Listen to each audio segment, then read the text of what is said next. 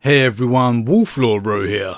So Astra Militarum week has begun, and as we kicked off yesterday with a look at Sebastian Yarrick, today we follow it up with a look at another famous commissar, Ciaphas Cain, as we discuss not only Cain's charismatic ability to get himself out of tricky situations, but also the tensions that can arise between the regiments of the Militarum.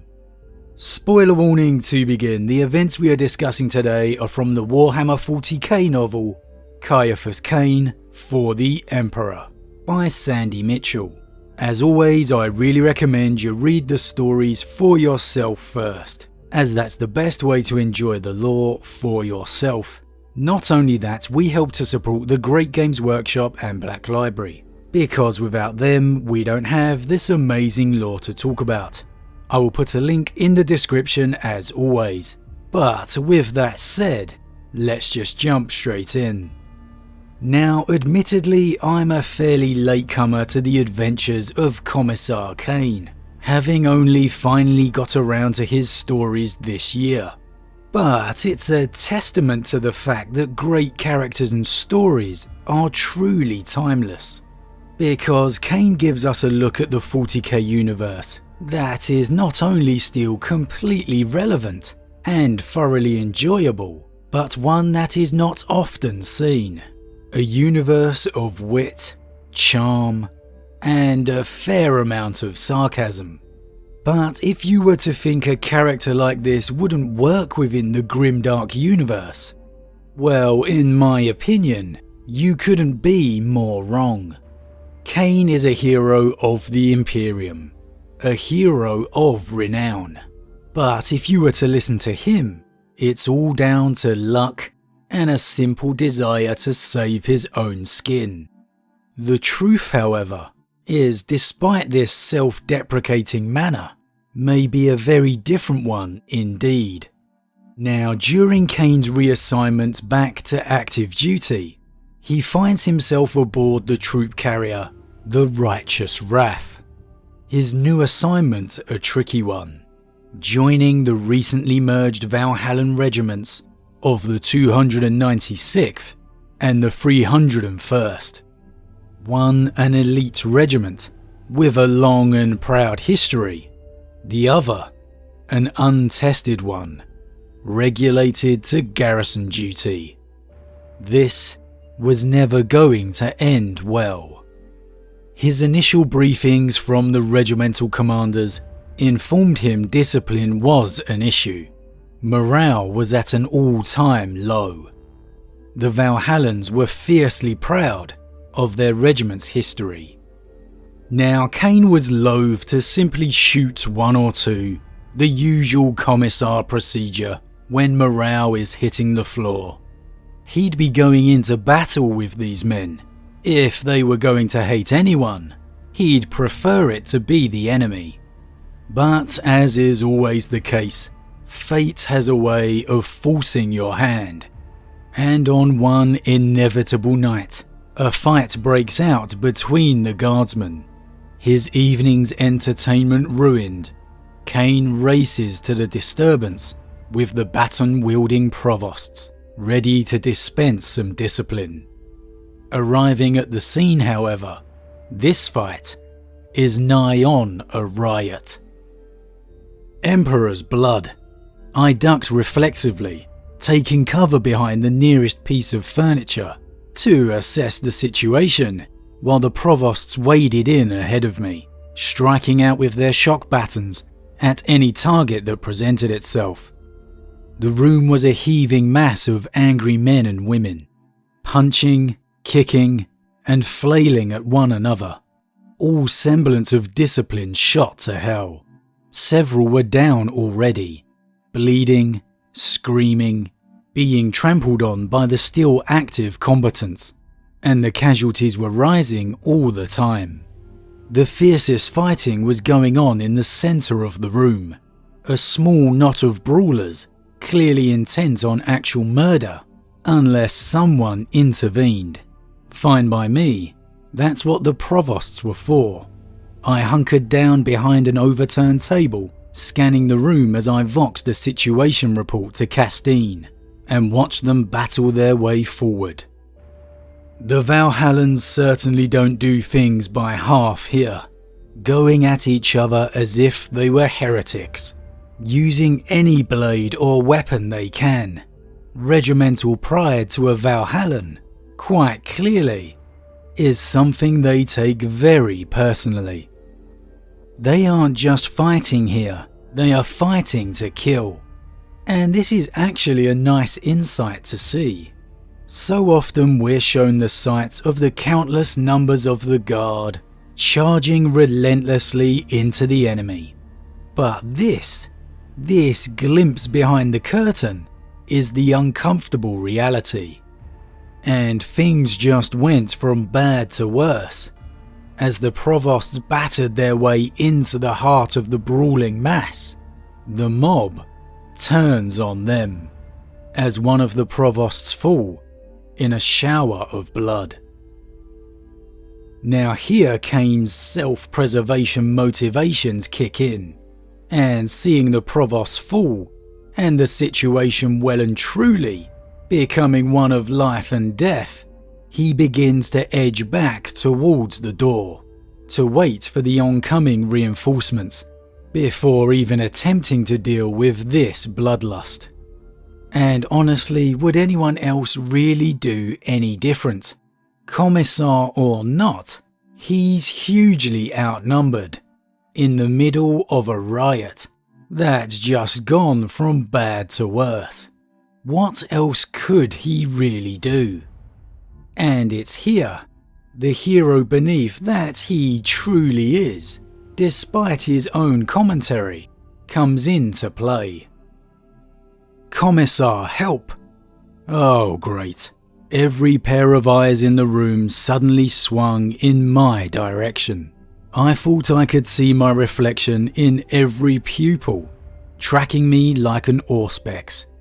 If you take one more step towards that door, I told myself, you're a dead man.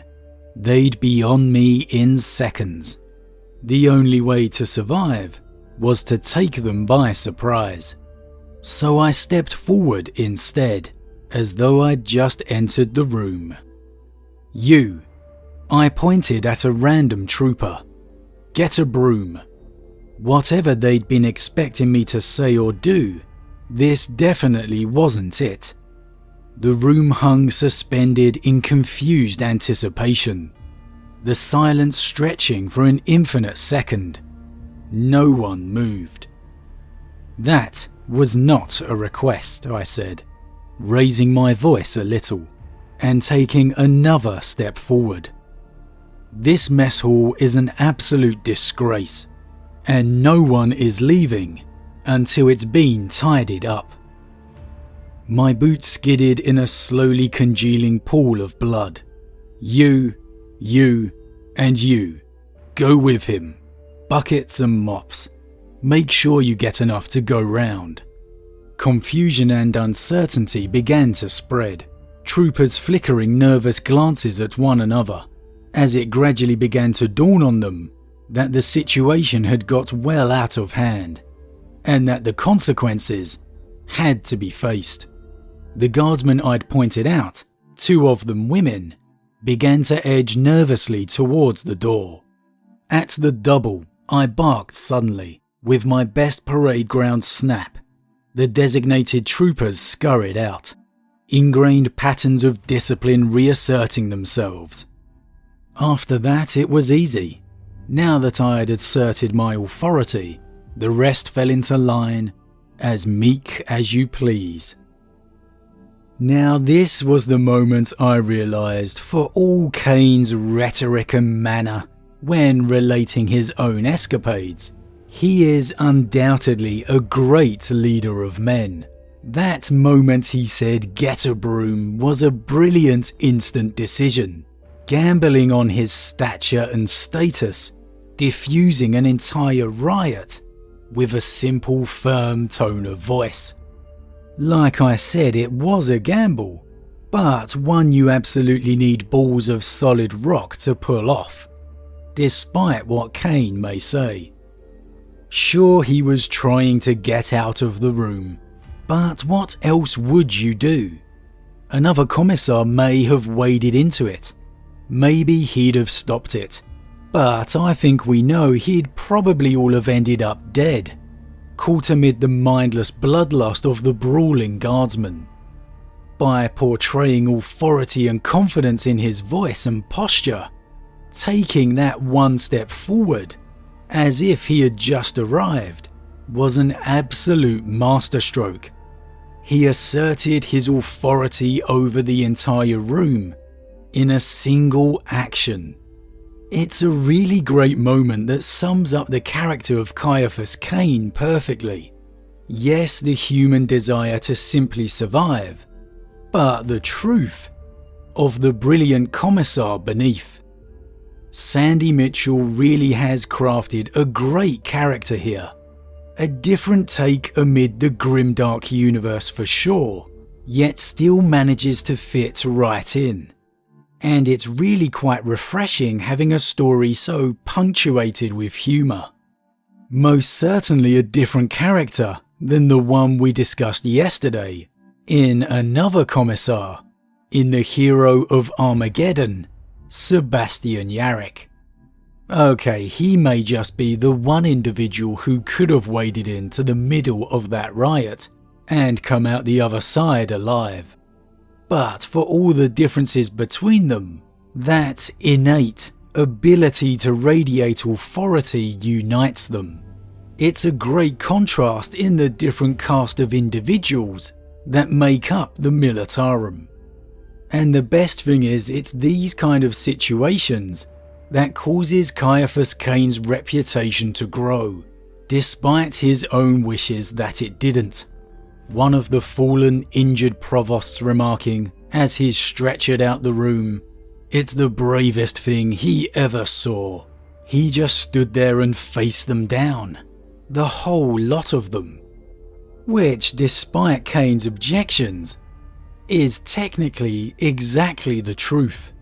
Whatever his own personal desires may be to save his own skin, the fact is, he did face down every single one of them. It really is the perfect example of the character of Commissar Cain, and I really can't recommend you dive into his stories enough, especially if you'd like a little different take on the grimdark universe we are always used to seeing. You most definitely still get the 40k battles as you know it. It's just a little different take than you may have seen before. But as always guys, what do you think? How do you think a different commissar such as Yarrick would have handled entering into this kind of situation? Is Ciaphas Cain an accidental hero? Or like me, do you believe he needs to give himself a little bit more credit? Regardless of his own beliefs, he truly is a hero of the Imperium. And are you surprised to see this kind of behaviour between the regiments of the Militarum? That they can not only come to blows, but even to the point of taking each other's lives. It's a glimpse of the hidden truth behind the reputation of the Emperor's Hammer, the Astra Militarum. Huge thank you to all my subscribers. Your support truly means a lot to me, it really does. And if you're new, please consider subscribing to help the channel grow. And if you enjoyed this particular vid, then why not drop a like on it too. But with that said, I am off, and I'll see you all again tomorrow as Astra Militarum week continues.